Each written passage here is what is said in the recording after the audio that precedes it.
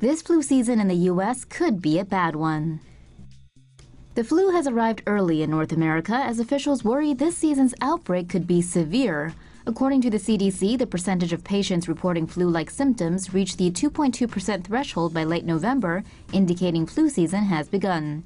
Experts believe the U.S. could be hit hard by the H3N2 strain this year, which the flu vaccine was found to be only 10% effective against. Flu vaccinations cause the body to develop antibodies in about 2 weeks. These antibodies then help fight against viruses in the vaccine. The seasonal flu vaccine is designed to protect against influenza strains researchers predict will be the most common during the upcoming season. Guess they didn't predict too well this year. Anyway, you should still get shots as the vaccine still protects against other flu strains. Feeling under the weather? Keep watching for the cure. Limitless blood supply is not too far off. It's taken nearly 2 decades, but scientists may finally have the recipe to create stem cells, that wellspring of life and holy grail of regenerative medicine. A Boston research team programmed human pluripotent stem cells to become endothelial cells, which typically line the inside of blood vessels. These were injected with special proteins called transcription factors, then transplanted into mice. Weeks later, the cells had multiplied, and in some cases formed a wide range of human blood cells in the mice's bodies. A second research team used blood cells from mice and injected them with a mix of transcription factors. The cells morphed into stem cells after incubating in petri dishes designed to mimic a human blood vessel environment. When injected into weak mice that had been treated with radiation, the stem cells regenerated both blood and immune cells. The mice recovered and went on to live full lifespans.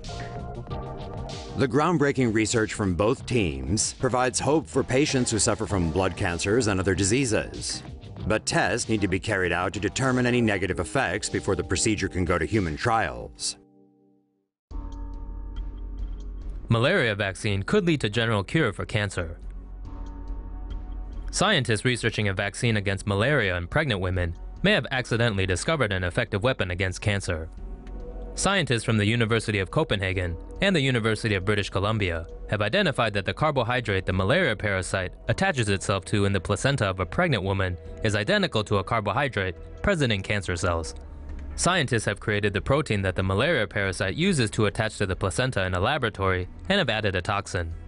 The combination of the malaria protein and toxin finds cancer cells, is absorbed, then the toxin is released inside, causing the cancer cells to die. Research groups from the 2 universities have tested thousands of samples, from brain tumors to leukemias, and have found that the malaria protein is able to attack more than 90% of all types of tumors.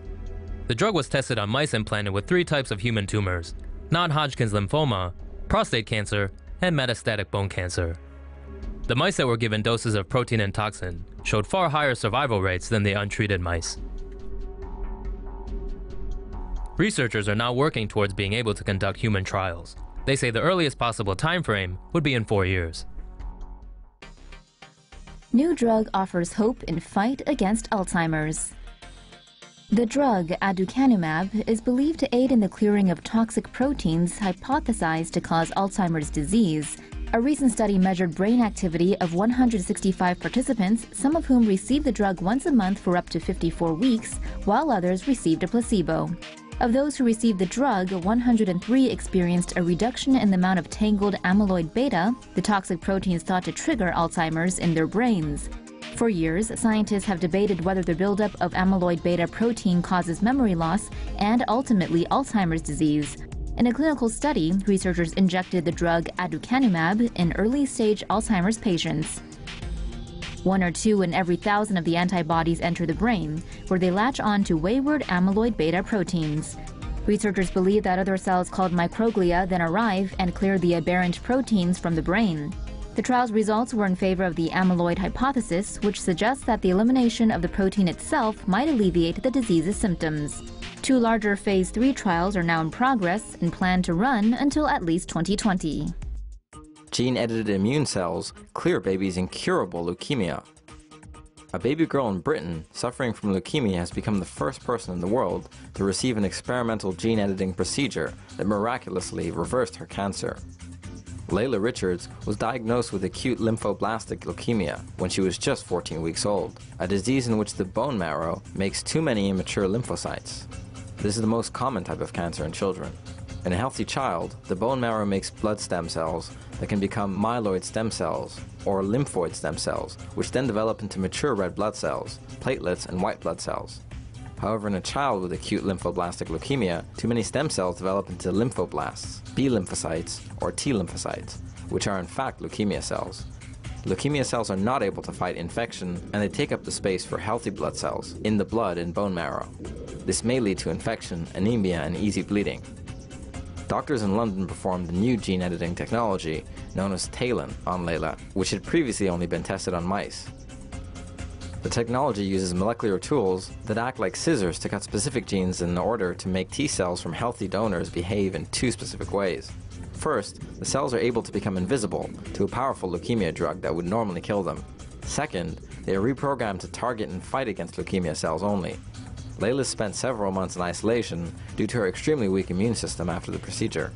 After the leukemia cells were confirmed to have been eliminated from Layla's body, she was given a bone marrow transplant to replace her entire blood and immune system.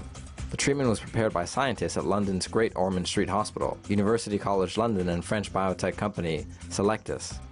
SCITECH is going to fund full clinical trials of the therapy starting next year. Researchers develop new ways to fight superbugs. Drug-resistant superbugs have rendered many antibiotics ineffective. But now there's hope. Currently, the only treatment for bacterial infections is through the use of antibiotics, which, after passing through bacterial cellular walls, kill bacteria. However, bacteria over time can mutate to protect themselves, commonly through developing an efflux pump, which expels antimicrobial polymers. Researchers at UT Southwestern Medical Center in Texas have discovered a synthetic compound that blocks FX pumps, making superbugs once again vulnerable. And researchers at the University of Melbourne in Australia have developed a star-shaped peptide polymer which is non-toxic.